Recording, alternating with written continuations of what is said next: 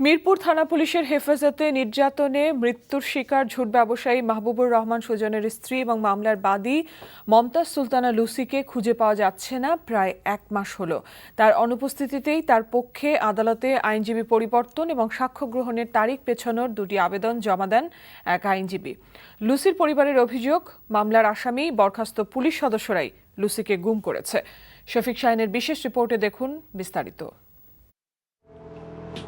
পুলিশের হয়রানির ভয়ে মিরপুর থেকে ধানমন্ডিতে লুকিয়েছিলেন ঝুট ব্যবসায়ী মাহবুবুর রহমান সুজন, কিন্তু শেষ রক্ষা হয়নি।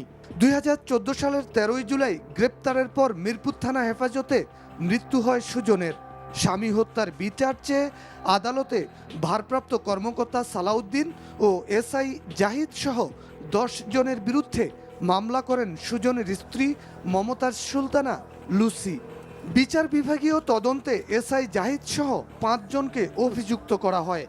মহানগর দায়রা জজ আদালতে বাদীর সাক্ষ্য গ্রহণের পর্যায়ে আদালতে যাওয়ার পথে গত 6 জানুয়ারি নিখোঁজ হন লুসি।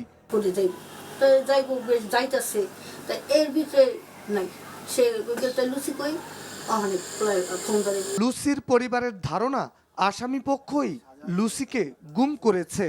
জাহিদের মা বলছে তা আপনি আমার নাতি নাতকুর দেখবে, আমাকে দেখবে, জীবন ঘুরা দেখবে, তার ছেলের বাড়ি তুলে দিলাম। আমাদের তো আপোষ করে পাইনি, ভাবিকে কেউ ধরে রাখছে বা জাহিদের লোক বা যারা আসামি পলাতক আছে তারা কেউ আটকে রাখছে। এ ব্যাপারে টেলিফোনে কথা হয় এসআই জাহিদের মায়ের সাথে।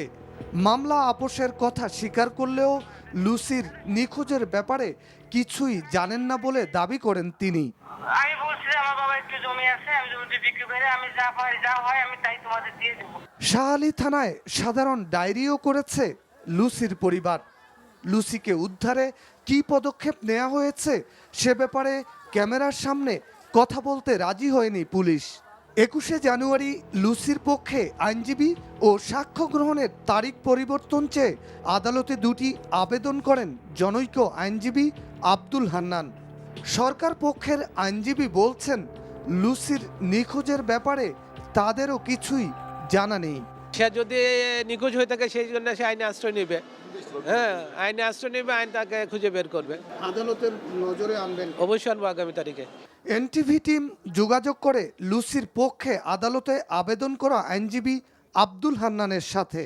তার কাছে প্রশ্ন ছিল, নিজে হাজির না থেকে কিভাবে আবেদন করলেন লুসি। যে কোনো আপনি যদি মামলার বাদী হন, আপনি যদি এসে বলেন যে ঠিক আছে আমি আপনাকে লয়ার এঙ্গেজ করলাম, ঠিক আছে এই তারিখে আমরা সাক্ষী, কিন্তু উনি আসেন নাই বিধায় আমরা সময়ের আবেদন করছি। আইন শৃঙ্খলা রক্ষাকারী বাহিনীর হেফাজতে নির্যাতন নিবারণ আইনে প্রথম মামলা মিরপুরের সুজন ও পল্লবীর জনি হত্যা, আর 2টি মামলা পরিচালনা করছে জাতীয় মহিলা আইনজীবী সমিতি। হঠাৎ করে এটা একবার পরিষ্কার হয়েছে, তাকে চাপের মুখে কোনোভাবে তাকে লুকিয়ে রাখা হয়েছে এবং তাকে তার ফোন থেকে বন্ধ। এই জন্য আমরা মনে করি এটার সঙ্গে পুলিশ সরাসরিভাবে জড়িত আছে।